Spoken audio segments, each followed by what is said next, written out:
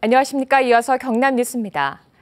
AI 상시 발생 지역을 거쳐오는 겨울 철새가 예년보다 일찍 찾아와 경상남도가 AI 예방적 방역에 나섰습니다.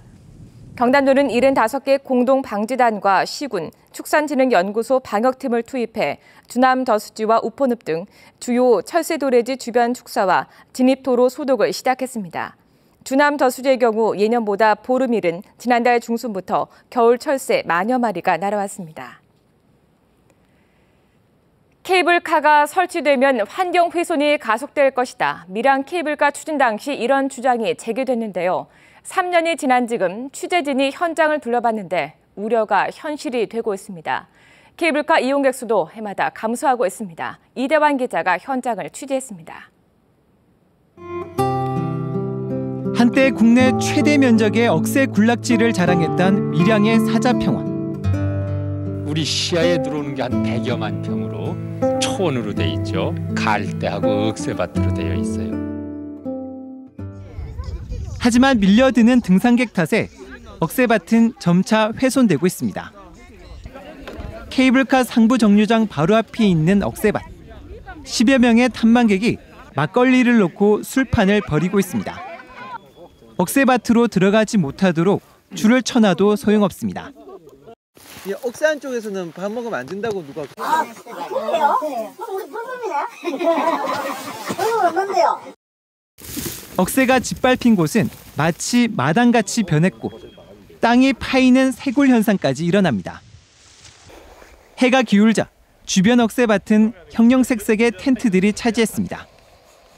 곳곳에서 고기 굽는 냄새가 진동하고 술판도 벌어집니다. 엄연한 불법입니다. 단속 하시는 분들이 이제 오면은 내 이상 이렇게 좀 안 보이게 하고. 단속하시는 분이 오긴 와세요? 아닙니다. 케이블카와 사자평 사이를 막아놨던 등산로가 개방이 된 건 지난 5월. 계속된 운영 적자에 케이블카 사업자가 개방을 요구하자 환경부와의 애초 약속도 무시한 채 경상남도가 허가해 준 겁니다. 그렇다면 이용객 수는 늘었을까? 지난 5월 등산로를 개방하고 난 뒤 지난달까지 밀양 케이블카 이용객 수는 18만 2,900여 명. 지난해 같은 기간과 비교해보면 오히려 1,300여 명 줄었습니다. 메르스 충격 여파가 있던 5월부터 8월 사이를 빼더라도 이 같은 감소 추세는 확실합니다. 관광객을 끌어모아 수익을 올려보자며 시작된 케이블카 사업.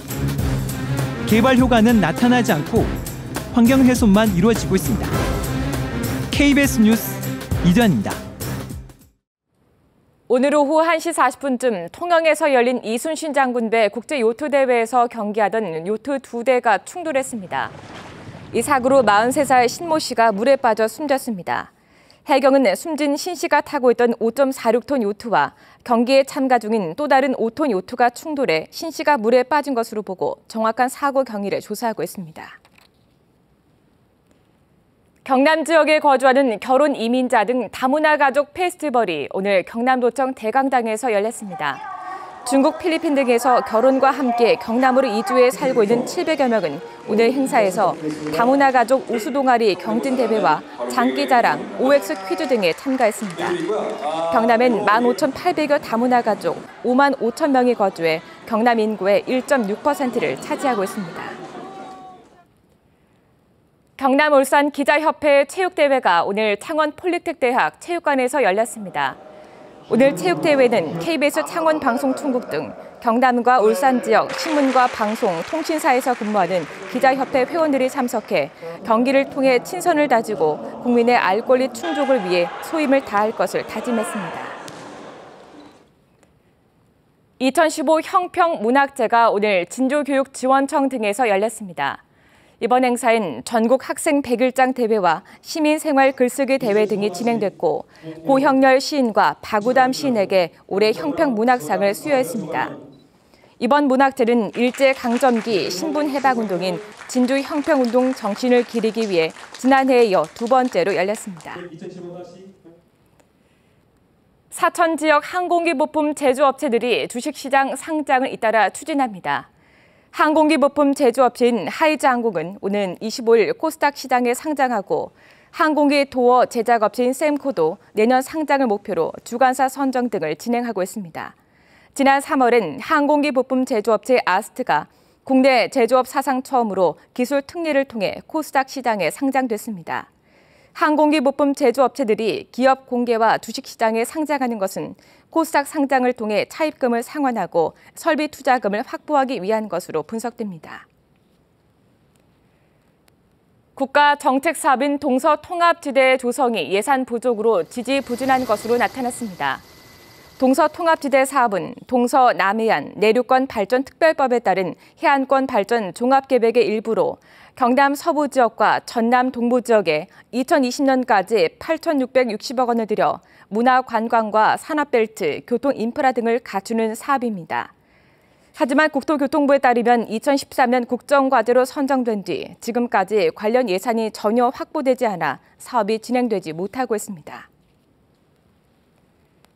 민간 투자자가 나서지 않아 사업 진행에 어려움을 겪던 진주시외 고속버스 터미널 이전 사업이 다시 추진됩니다. 진주시는 이달 말까지 터미널 사업개발 의향이 있는 민간 사업자 제안을 다시 받아 사업을 재추진할 계획이라고 밝혔습니다.